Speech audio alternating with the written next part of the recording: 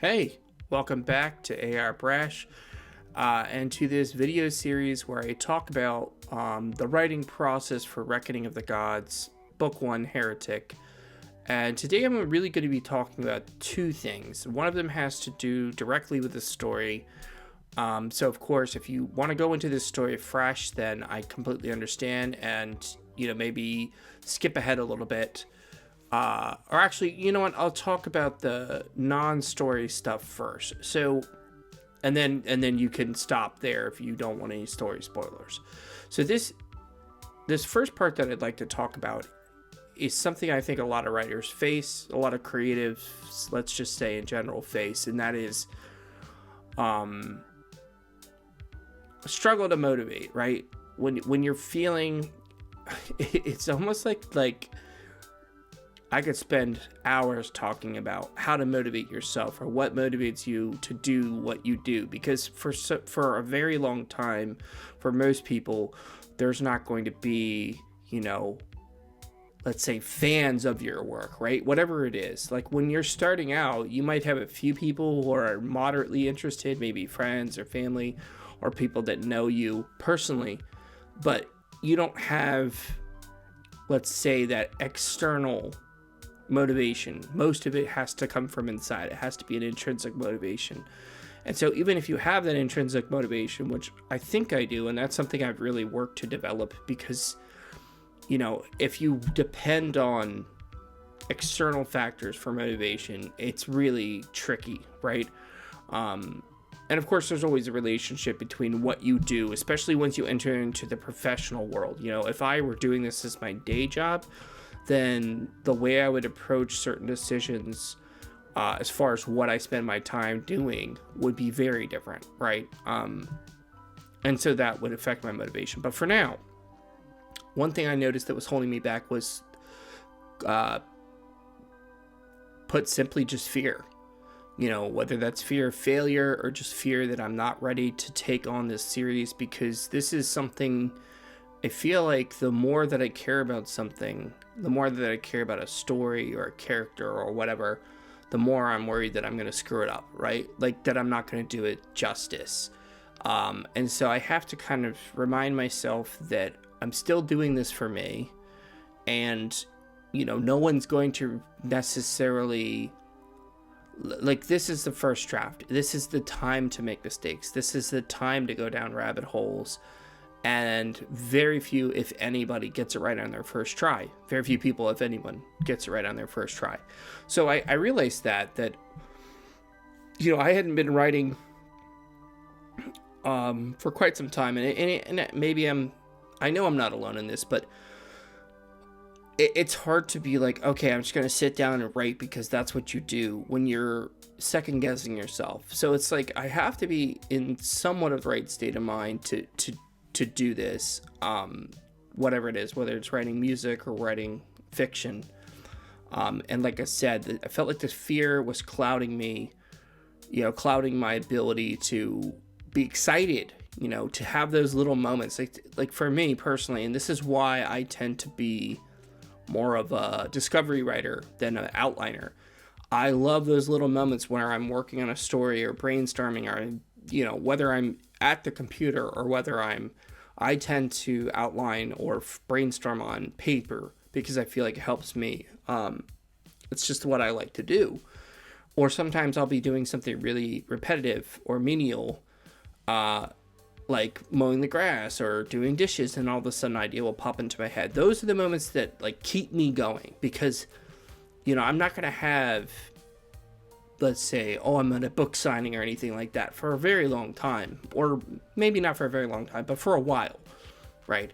So I have to savor those little moments of victory, and I have to remember that it's okay to make mistakes. It doesn't have to be perfect, and I think I have to take that pressure off of myself to make it right, because I've built this whole mythology in my head and I have ideas of where I want the characters to go. But at the same time, I like I said, that fear is always there. Like, are you sure this is the right choice? So I just want to take a second to tell anyone who's working on something that you're not alone if you're having these fears. And secondly, do everything you can to minimize that fear. You know, to say to yourself, you know, screw it, what do I have to lose? It's not like, it's not, you know, like, imagine being some world famous author, right? And you put out a book and then all of a sudden everybody wants the second one. Like, at least you're not in that situation, right? And who knows if I ever will be, God forbid, but I don't have anybody breathing down my neck to get this done. It's really just up to me to have fun with it and to find the story that I want to tell and to find the voice that I want to use. So that's the first part. And as I said, you know, if you're looking to avoid book spoilers and you're just following this for like general writing advice, please go ahead and pause here because I'm going to get into some spoilery stuff. Not huge spoilers, of course, because it's the beginning of the book. So, as I said in the last video, you know, we're opening... There's the prologue that's finished. We're in chapter 1. There's 3 characters, a father, a brother, and sister. And they've just discovered this underground city called Dirge. And if you're following along in the the Google link that I provided, you know exactly what I'm talking about. Well, anyways, with this conversation, you know, I quickly set up the personalities. You know, kind of, I'd say use some tropes to set up like, okay, Siki's more of the thoughtful type. She's more of the tactician. Takuru is more of the, you know, brute force. And so I wanted to reinforce that again with, you know, it's tricky because you hear over and over, show, don't tell, right? So you don't want to have these characters just saying, as you know, but at the same time I thought, well, wouldn't this be a cool moment for Oser, the father, to talk with them and see if they really understand what's at stake? And so he asks the son, you know, what do you know about Lamashtu, the god of darkness? And so the son talks about, you know, his strength, his, you know, army, his resources basically, and the daughter talks about some history and some yeah, I guess like more tactical things, and then Osa reveals some more information as well that neither of his children really knew about. So what I'm trying to do here is, again, kind of set up this dynamic of who these characters are, give a little bit of a sense of why they're here, give a sense of the Pale Ones and their history while I'm talking about this this new entity that's, well, not new, but why they're there, right? Setting all this up at the same time. I guess with writing, it's best to try and do as many things at once as you can, but also with the simplicity. I think I always strive for simplicity and elegance when it comes to writing. I don't like to make things overly complicated. I don't like to make them overly complex.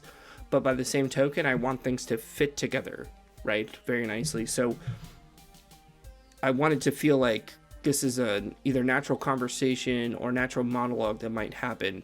I don't want it to feel like a self-insert or that I'm just trying to info dump, obviously. So yeah, one thing that's cool is I came up with the idea of Underkin instead of Shadowborn, because that was a name I had for a long time.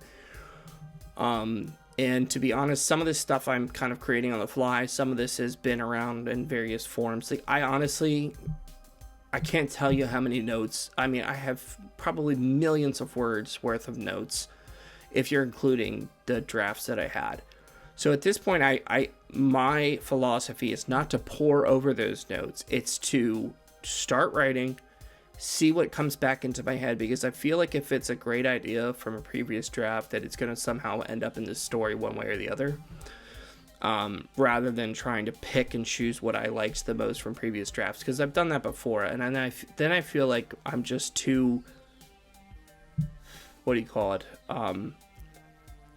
it's too many influences that are affecting the story, and so it's like I really want to just focus on what am I trying to do? You know, what do I want to do with this story? And to be honest, for this story, you know, maybe I'll do a video explaining this further, but for Reckoning of the Gods, I was bothered by the fact that in a lot of mythology stories or stories with deities, you never really see them interact with humans very often.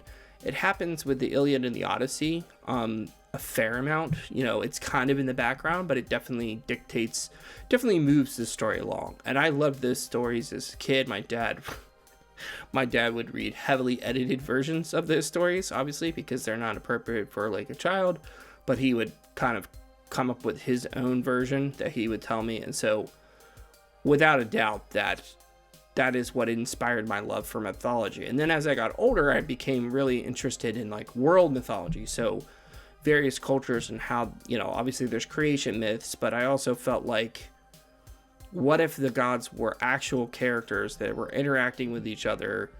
And, you know, that happens quite a bit in other mythologies too, but it's like, I want it to be, I don't know, a little bit more accessible maybe, or a little bit less, how do I put it?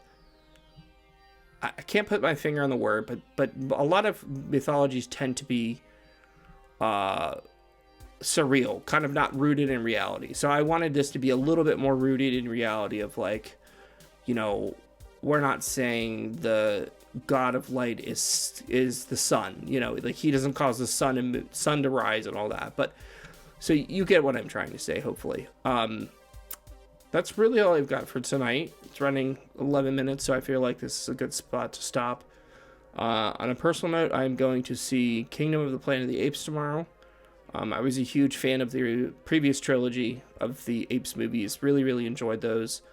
And I'm looking forward to that. So, yeah, if you're watching this, and you're a writer or a creative person or just anyone, and you feel like sharing some of your fears and how you overcame that fear, or if you're still working through it, please do. I feel like we can all benefit from that, because sometimes we don't even realize, like I didn't even realize that I had this fear that was kind of preventing me from moving forward with my story. And I think it just kind of becomes like ingrained in us, like, well, you're never going to do that. Like, come on, you know, like for me, you know, I had a lot of aspirations when I was younger. And so it's like, well, you didn't do that and you didn't do this. And so you're 36. So it's like, you know, what's the point? But then by the same token, I'm like, 36 isn't that old. And I have things that I really want to talk about and stories that I really want to tell and worlds that I want to kind of build so that I can live in. And that's why I'm writing it, you know, more or less, because at this point, it's you, it's me, it's, you know, that's about it. That's about as many people as know about this story so far. So thank you for coming along this journey, and I'll see you next time.